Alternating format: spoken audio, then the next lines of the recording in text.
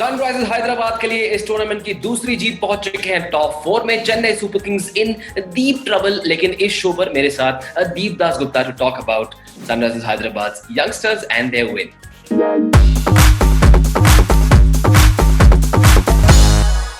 India के under 19 captain Priyam Garg आज star साबित हुए और दिलाई सनराइजर्स हैदराबाद को जीत। और हमारे इस 5 पॉइंट रिव्यू वाला पहला पॉइंट, प्रियम अभिषेक की जिम्मेदार साझेदारी। दीप 69 for 4 का स्कोर था। Warner, Bairstow, Pandey, Williamson out. सभी ने सोचा कि चलो भैया आज तो नैया डूब गई, लेकिन इंडिया के अंडर 19 कैप्टन प्रियम गर्ग और उनके साथी अभिषेक शर्मा ने 42 गेंदों में 77 रनों की पार्टनरशिप की।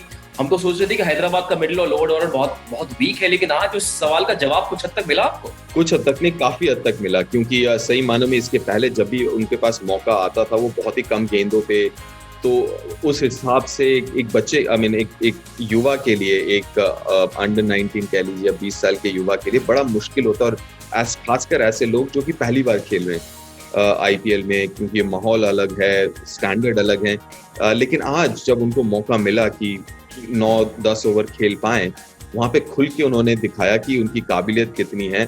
और जो अच्छी बात ये लगी कि देखिए, एक होता है कि काबिलियत तो आप देख के थोड़ा सा पता लग जाता है कि खेल सकते हैं कि नहीं, लेकिन इस लेवल पे आके, इस ऑपोजिशन में, इस प्रेशर पे किस तरीके से अपने आप को वो ढालते हैं, वो एक बहुत बड़ा आपको आइडिया दे देता है कि इनके पास वो टेम्परामेंट है कि नहीं। गेम तो है, लेकिन साथ में टेम्परामेंट। तो आज इन लोगों ने बताया कि नहीं, इनके पास गेम के साथ साथ टेम्परामेंट भी है, क्योंकि जिस तरीके से उन्होंने पेस भी किया इस इनिंग्स को, जैसे आपने कहा शुरुआत में थोड़ा सा वक्त लिया, फिर अंत में जाके अपने बाजू में खोली और बड़े शॉट्स खेले। और जो शॉट्स भी खेले, खासकर मैं प्रियम की बात कर रहा हूँ यहाँ पे, वो काफी ऑर्थोडॉक्स क्रिकेटिंग शॉट्स थे। जिस तरीके से फील्ड के हिसाब से उन्होंने शॉट्स खेला, क्रिकेटिंग शॉट्स टाइमिंग के साथ, वेरी वेरी गुड। बहुत मजा आया देख के, और बहुत खुशी भी होती है, क्योंकि आप चाहते हैं, देखिए आईपीएल में आप चाहते हैं कि जो बड़े नामी खिलाड़ी हैं वो तो करेंगे ही, लेकिन आप जो खासकर मैं चाहता हूँ वो ये देखना कि जो यंगस्टर्स जो आ रहा है, जो अगला जनरेशन आ रहा है, वो किस तरीके से अपने आप को इसमें अडॉप्ट कर पाते हैं। राइट। इस रिव्यू का दूसरा पॉइंट, चेन्नई सुपर किंग्स के टॉप ऑर्डर की धीमी बैटिंग। अब लक्ष्य था 165 रनों का। पावर प्ले का स्कोर 36 पर 3। वॉटसन, राइडर, डुप्लेसी आउट, सिर्फ 5 चौके लगे। भुवी और नटराजन ने गजब की गेंदबाजी की, बिल्कुल मौका नहीं दिया। लेकिन क्रेडिट कितना उनको और कितना कसूर सीएसके के बल्लेबाजों का। क्या उनका अप्रोच थोड़ा सा अलग होना चाहिए था जब बॉल थोड़ी सी हरकत कर रही थी?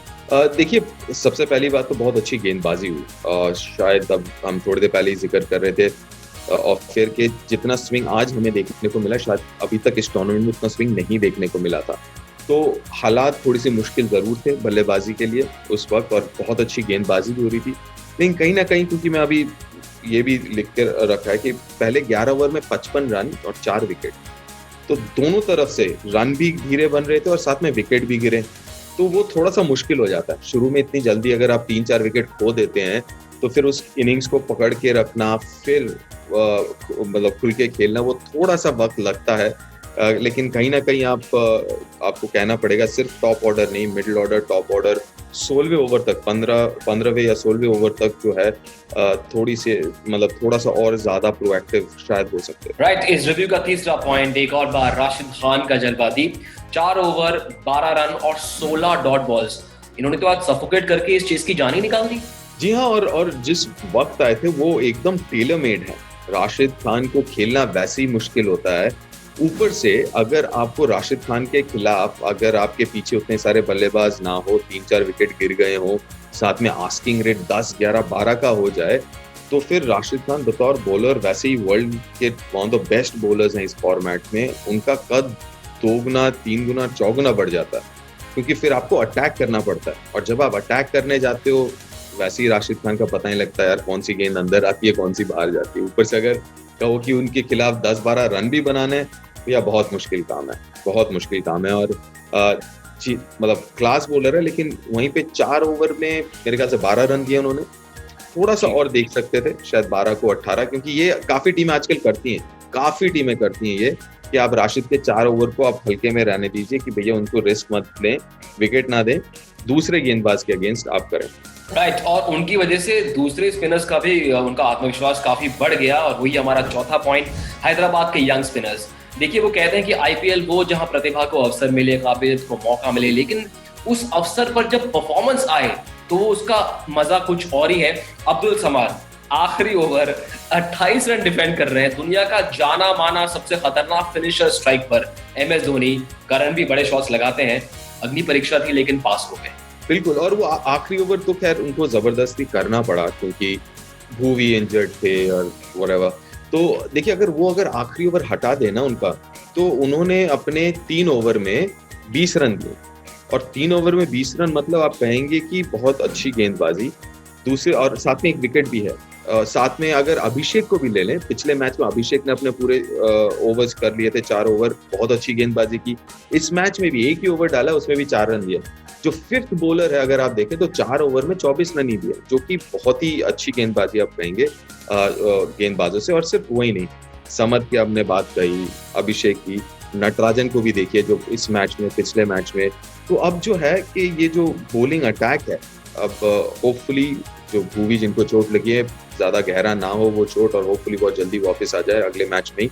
तो ये बॉलिंग यूनिट अब एक साथ दिख रहा है आते हुए, और जो उनका ये पुख्ता, उनका जो स्ट्रॉन्गेस्ट सूट है आप कह सकते हैं बॉलिंग, वो अब दिख रहा है वापस आता हुआ टुगेदर। और इस पूरे झुंड की ताकत लगी उस महारथी को रोकने के लिए, जो हमारे इस रिव्यू का आखिरी पॉइंट है, धोनी लय में नहीं दिखे। ये सच कहना हमें जरूरी है। आज दीप उनके पास मौका था, टीम को जरूरत थी, और उनके पास ओवर्स भी थे, सब कुछ था, लेकिन आज वो रिदम नहीं दिखा। थोड़े से थके हुए भी लग रहे थे। आपकी क्या असेसमेंट है धोनी के स्ट्रगल्स की? देखिए, मैं ये कहूंगा कि आसान नहीं होगा, क्योंकि वैसे ही देखिए ये वो धोनी तो है नहीं, 30 साल वाले धोनी तो है नहीं, है ना। तो वक्त के साथ साथ, उम्र के साथ साथ ऑब्वियसली थोड़ा तो आपका जो आपके पावर्स हैं वो थोड़े से नीचे आते ही हैं। साथ में ये भी कहूंगा कि हालातों की अगर बात करें तो जल्दी विकेट गिर गया था, उस हिसाब से वो दूसरे छोर से अगर आप देखें तो जडेजा के छोर से भी उतने ज्यादा रन नहीं आ रहे थे। उस वक्त की बात कर रहा हूँ मैं, बीच वाले ओवर्स की मैं बात कर रहा हूँ। तो कहीं ना कहीं हाँ, मतलब इनका अप्रोच थोड़ा सा अलग जरूर हो गया। ये जैसे मैंने कहा, ये क्या 37 साल के धोनी है, ये वो 30 और 25 साल के नहीं रहे। और आपने स्ट्रगल की बात कही, देखिए ये भी तय है, ये भी सोचने वाली बात है कि पिछले 1-1.5 साल से क्रिकेट ज्यादा खेला नहीं, मतलब 2019 वर्ल्ड कप के बाद, हाँ, 1.5 साल लगभग होने को चले हैं। तो थोड़ा सा मुश्किल हो ही जाता है जब आप इतने दिन बाद आप खेल रहे। और उसके अलावा 6 दिन का और गैप मिल गया था इस मैच के पहले। शायद थोड़ा सा उस इंजन को गर्म होने में समय लगेगा, लेकिन अंत करें उससे पहले वर्ड ऑन भुवीज इंजरी। परेशानी उनको रही है दीप, पिछले साल ग्रॉइन इंजरी थी, स्पोर्ट्स सर्जन का ऑपरेशन उन्होंने लंदन में कराया। आपका पहला रिएक्शन क्या था जब उन्होंने 2 बार वो डिलीवरी अपनी कर नहीं पाए? एक क्रिकेटर शायद इन इंजरीज को बेहतर समझता है, क्या लगता है आपको उसे देखकर? होपफुली देखिए, अगर ग्रॉइन है, जो कि मुझे नहीं लगता ग्रॉइन है, ग्रॉइन में थोड़ा ज्यादा वक्त लग जाता है, लेकिन ये थोड़ा सा जो है मसल मुझे थोड़ा बाहर का लग रहा है। जैसे भुवी स्ट्रेच कर रहे थे, ये उसके थोड़ा सा बाहर एक और छोटा मसल होता है, हिप फ्लेक्सस कहते हैं, एब्डक्टर्स कह लीजिए। तो वो मसल में अगर क्रैम्प है तो वो मेरे ख्याल से थोड़ा सा ट्रीटमेंट के बाद ठीक हो जाना चाहिए। लेकिन अगर ग्रॉइन हो या टेयर अगर हो तो फिर थोड़ा मसला ज़्यादा सीरियस हो जाएगा।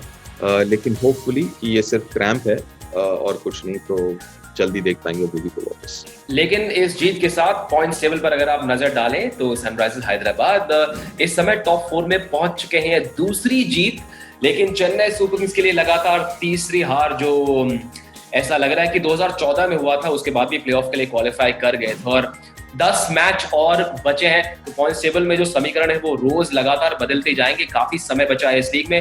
फिलहाल थैंक यू सो मच दीप हमारे साथ T20 टाइम आउट पर जुड़ने के लिए। हो गया रिव्यू, कल रिव्यूज का सिलसिला जारी रहेगा ESPN क्रिकेट।